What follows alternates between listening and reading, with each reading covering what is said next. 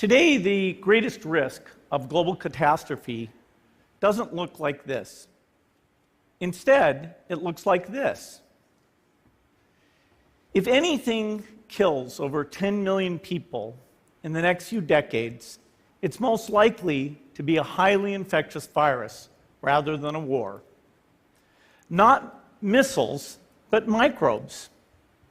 Now, part of the reason for this is that we have invested a huge amount in nuclear deterrence, but we've actually invested very little in a system to stop an epidemic.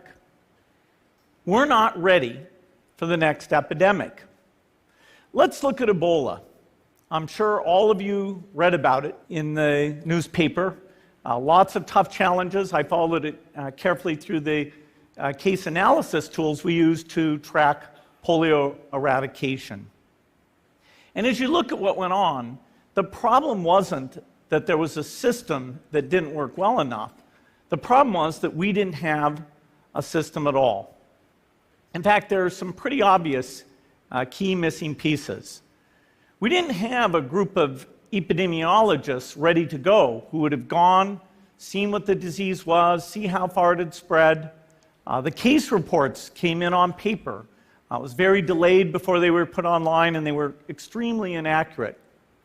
We didn't have a medical team ready to go. We didn't have a way of preparing people. Now, Médecins Sans Frontières did a great job orchestrating volunteers, but even so, we were far slower than we should have been getting the thousands of workers into these countries. And a large epidemic would require us to have hundreds of thousands of workers. There was no one there to look at treatment approaches, no one to look at the diagnostics, no one to figure out what tools should be used. As an example, we could have taken the blood of survivors, processed it, and put that plasma back in people to protect them. But that was never tried. So there was a lot that was missing, and these things are really a global failure. The WHO is funded to monitor epidemics, but not to do these things I talked about. Now in the movies, it's quite different. There's a group of handsome epidemiologists ready to go. They move in, they save the day, but that's just pure Hollywood. The failure to prepare could allow the next epidemic to be dramatically more devastating than Ebola. Let's look at the progression of Ebola over this year. About 10,000 people died, and nearly all were in the 3 West African countries. There's 3 reasons why it didn't spread more. The first is there was a lot of heroic work by the health workers. They found the people and they prevented more infections. The second is the nature of the virus. Ebola does not spread through the air. And by the time you're contagious, most people are so sick that they're bedridden. Third, it didn't get into many urban areas, and that was just luck. If it had gotten into a lot more urban areas, the case numbers would have been much larger. So next time, we might not be so lucky. You can have a virus where people feel well enough while they're infectious that they get on a plane or they go to a market. The source of the virus could be a natural epidemic like Ebola, or it could be bioterrorism. And so there are things that would literally make things 1,000 times worse. In fact, let's look at a model of a virus spread through the air like the Spanish flu back in 1918. So here's what would happen. It would spread throughout the world very, very quickly. And you can see there's over 30 million people die from that epidemic. So this is a serious problem. We should be concerned. But in fact, we can build a really good response system. We have the benefits of all the science and technology that we talk about here. We've got cell phones to get information from the public and get information out to them. We have satellite maps where we can see where people are and where they're moving. We have advances in biology that should dramatically change the turnaround time to look at a pathogen and be able to make drugs and vaccines that fit for that pathogen.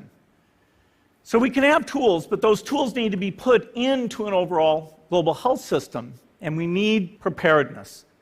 The best lessons, I think, on how to get prepared are, again, what we do for war.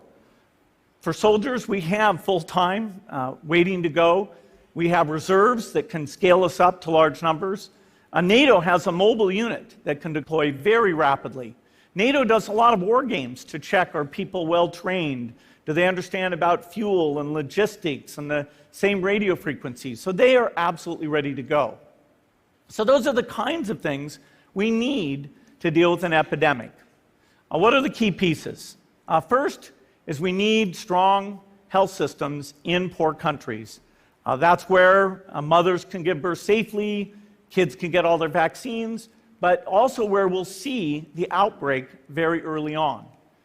We need a medical reserve corps, lots of people who've got the training and background who are ready to go with the expertise.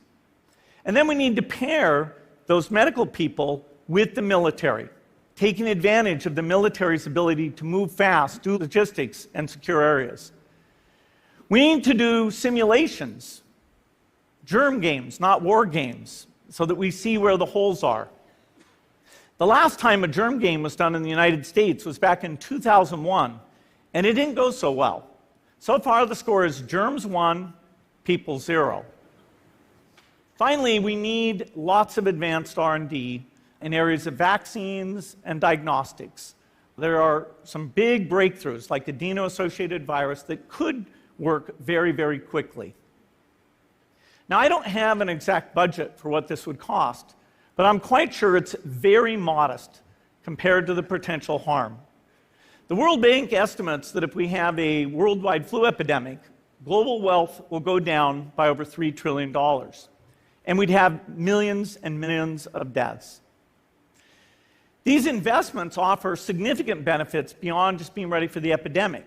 The primary health care, the R&D, those things would reduce global health equity and make the world more just as well as more safe.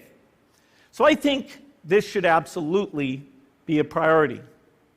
There's no need to panic. We don't have to hoard cans of spaghetti or go down into the basement. But we need to get going because time is not on our side. In fact, if there's one positive thing that can come out of the Ebola epidemic, it's that it can serve as an early warning, a wake-up call to get ready. If we start now, we can be ready for the next epidemic.